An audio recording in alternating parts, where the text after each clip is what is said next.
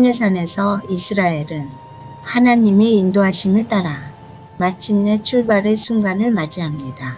이스라엘은 지난 1년 동안 정말 많은 일을 겪었습니다. 이집트를 탈출했고 홍해가 갈라졌으며 시내산에서 하나님을 만났습니다. 율법을 받았고 금송아지 사건으로 무너졌고 다시 회복되어 성막을 세웠습니다. 그리고 이제 처음으로 하나님의 인도에 따라 움직이는 훈련을 시작합니다. 지금까지는 머물렀습니다. 배웠고 들었고 준비했습니다. 그러나 오늘 민수기 10장에서 이스라엘은 처음으로 하나님의 신호에 반응하며 움직이기 시작합니다. 이제 광야의 진짜 여정이 시작되었습니다. 약속의 땅을 향한 여정. 그 길에는 도전이 기다리고 있습니다. 실패도 축복도 피할 수 없습니다. 모세도 알지 못했습니다. 그러나 한 가지는 분명했습니다. 구름 기둥과 불 기둥이 움직이면 그들은 따라간다는 것. 언약궤가 앞서가면 하나님께서 그 길을 길로 만드신다는 것. 민수기 10장은 어디로 갈 것인가 보다 먼저 어떻게 하나님의 인도를 따라 움직일 것인가를 가르치는 말씀입니다. 수백만 명의 이스라엘 백성이 한치의 오차도 없이 동시에 움직이게 만든 단 하나의 신호가 등장합니다.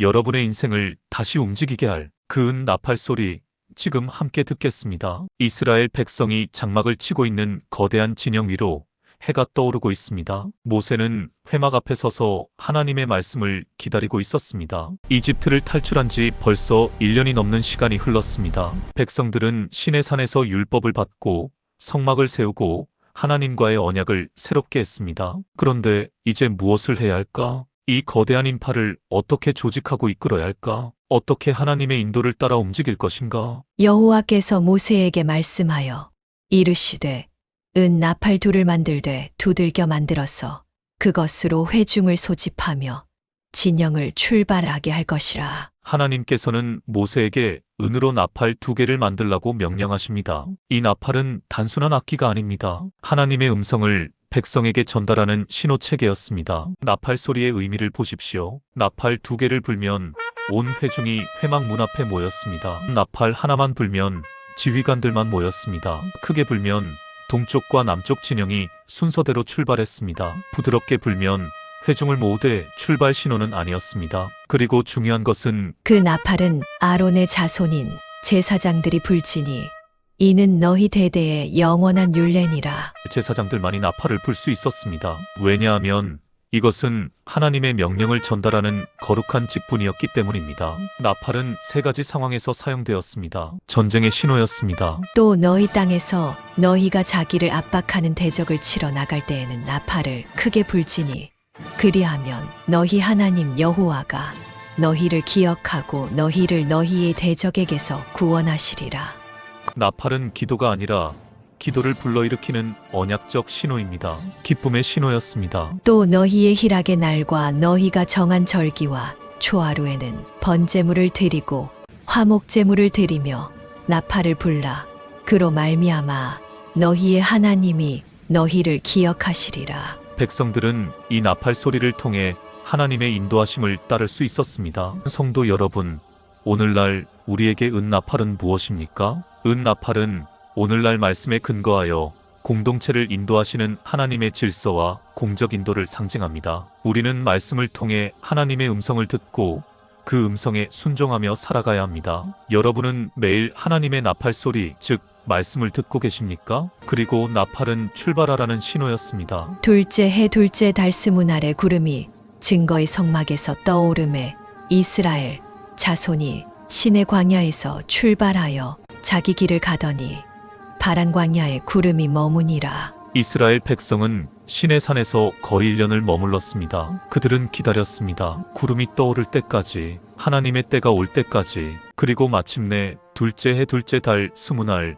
구름이 움직였습니다. 드디어 출발합니다. 신앙은 준비로 끝나지 않습니다. 하나님의 신호가 울릴 때 떠나는 것입니다. 이와 같이 그들이 여호와께서 모세에게 명령하신 것을 따라 행진하기를 시작하였는데 여기서 우리가 배워야 할 중요한 교훈이 있습니다. 이스라엘은 자기 마음대로 출발하지 않았습니다. 구름이 머무르면 머물렀고 구름이 떠오르면 출발했습니다. 이것이 하나님을 따르는 삶의 본질입니다. 우리는 종종 조급합니다. 내 계획대로, 내 시간표대로 일이 진행되기를 원합니다. 그러나 하나님의 백성은 하나님의 때를 기다릴 줄 알아야 합니다. 구름이 머무르면 인내하며 기다리고 구름이 움직이면 즉시 순종하여 따라가는 것, 이것이 믿음의 삶입니다. 이스라엘의 출발은 혼란이 아니라 아름다운 질서였습니다. 유다 진영이 선두로 나섰습니다. 선두로 유다 자손의 진영의 군기에 속한 자들이 그들의 진영별로 행진하였으니 유다 군대는 암미나답의 아들 나손이 이끌었고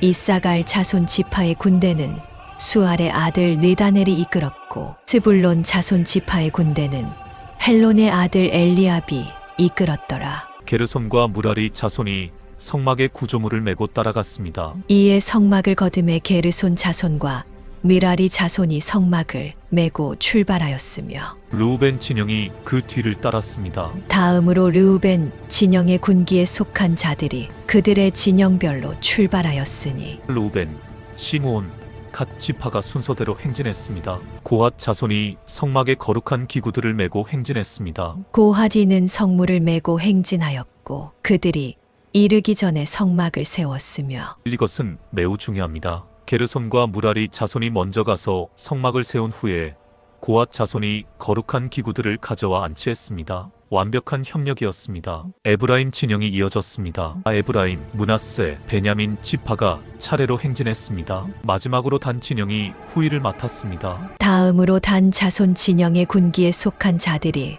그들의 진영별로 행진하였으니 이 군대는 모든 진영의 마지막 진영이었더라. 오단, 아셀, 납달리 지파가 대열을 마무리했습니다. 단 지파의 역할은 매우 중요했습니다. 후위를 맡았다는 점에서 공동체 전체를 지탱하는 위치에 있었습니다. 이스라엘 자손이 행진할 때에 이와 같이 그들의 군대를 따라 나아갔더라. 사랑하는 성도 여러분, 여기서 우리는 무엇을 배웁니까? 하나님의 공동체는 질서와 협력으로 이루어집니다. 누구는 앞에서 인도하고 누구는 중간에서 거룩한 것들을 지키고 누구는 뒤에서 뒤처진 이들을 돌봅니다. 우리 교회도 마찬가지입니다. 모두가 목사가 될 수는 없습니다. 모두가 앞에 설 수는 없습니다. 하지만 각자 하나님께서 맡기신 자리에서 충성할 때 교회는 아름답게 전진합니다. 여러분은 어느 위치에 계십니까? 그 자리에서 최선을 다하고 계십니까? 행진 중에 모세는 처남 호밥을 찾습니다. 모세가 모세의 장인 미디안 사람 르우엘의 아들 호밥에게 이르되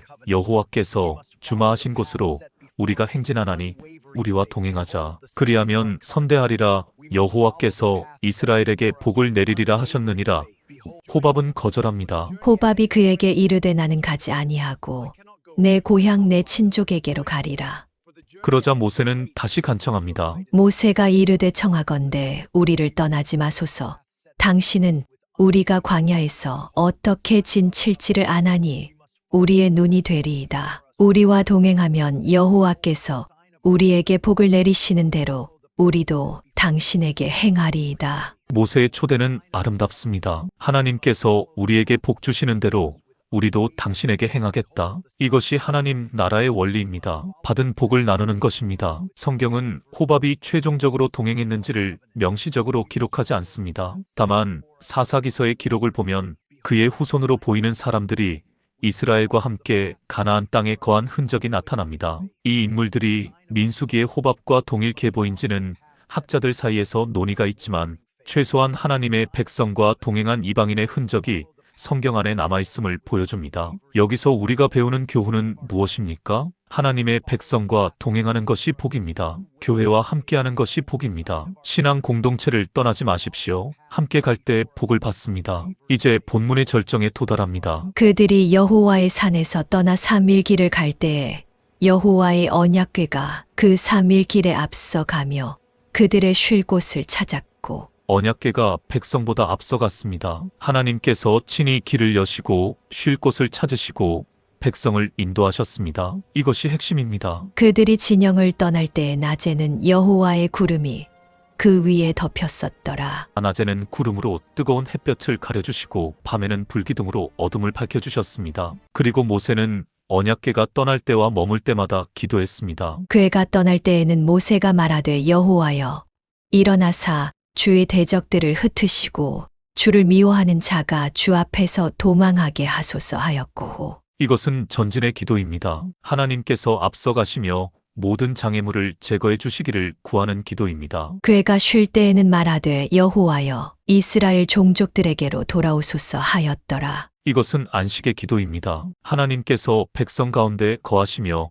그들을 지켜주시기를 구하는 기도입니다. 사랑하는 성도 여러분, 우리의 삶도 이와 같아야 합니다. 하나님께서 앞서 가셔야 합니다. 내가 앞서가고 하나님께서 따라오시는 것이 아닙니다. 언약궤가 앞서 가듯이 하나님의 말씀이 우리 삶의 최우선이 되어야 합니다. 여러분의 인생에서 무엇이 가장 앞서갑니까? 자기 기준, 자기 계획, 자기 시간표입니까? 아니면 하나님의 말씀입니까? 가장 먼저 기억하십시오. 민수기 10장 33절에서 언약궤는 백성보다 앞서 나갔습니다. 하나님의 말씀이 앞서간다는 건 인생의 험한 수풀을 하나님이 먼저 통과하시며 우리가 거할 쉴 곳을 미리 찾으신다는 약속입니다. 내 계획보다 말씀의 발자국을 신뢰하는 안전한 특권을 누리십시오. 우리는 멈춰 설 때 불안해합니다. 하지만 구름이 성막 위에 머무는 시간은 버려진 시간이 아니라 하나님의 날개 아래서 누리는 거룩한 보호의 시간입니다. 조급함이라는 채찍을 내려놓으십시오. 구름이 머물 때 인내하는 것이 움직일 때 순종하는 것만큼이나 위대한 믿음입니다. 깃발을 들고 앞장서는 유다 지파도 귀하지만 맨 뒤에서 뒤처진 이들을 챙기며 대열을 마무리하는 단 지파의 발걸음도 하나님의 마음을 울립니다. 우리가 지금 선 자리가 어디든 그곳은 하나님이 우리를 통해 영광 받으시기로 작정한 가장 거룩한 사명의 자리입니다. 모세가 호밥에게 내민 손은 단순한 도움 요청을 넘어선 은혜로의 초대였습니다. 광야는 혼자 완주할 수 없습니다. 신앙 공동체는 짐이 아니라 내가 쓰러졌을 때 영혼을 대신 메고 갈 사랑의 어깨들입니다. 함께 걷는 것만으로도 광야는 이미 약속의 땅이 됩니다. 지금 영혼을 울리는 나팔 소리가 들리십니까? 그것은 재촉하는 경고음이 아니라 소망으로의 초대입니다. 머뭇거림을 벗고 우리보다 앞서 걷고 계신 하나님의 뒤를 따라 담대히 전진하십시오. 우리의 발걸음 끝에 하나님이 예비하신 안식이 기다리고 있습니다. 나팔 소리에 귀 기울이듯 매일 말씀을 읽고 묵상하며 하나님의 음성을 들으십시오. 기도하겠습니다. 사랑하는 하나님 아버지, 나팔 소리로 백성을 인도하신 주님, 오늘도 우리에게 주의 음성을 들을 귀를 열어주시옵소서. 언약궤가 앞서가듯 우리 앞길을 인도하시고 구름 기둥과 불기둥으로 함께 하시듯 오늘도 우리와 동행하여 주시옵소서. 광야 같은 세상에서도 주님께서 우리의 쉴 곳을 찾아주시옵소서. 각자의 자리에서 하나 되어 주님의 뜻을 이루는 아름다운 교회가 되게 하옵소서. 우리 주 예수 그리스도의 이름으로 기도드립니다. 이 영상이 은혜가 되셨다면 구독, 좋아요, 알림 설정과 함께 아멘으로 댓글을 남겨주시고 광야 같은 길을 걷고 있는 소중한 분들에게 공유해주세요.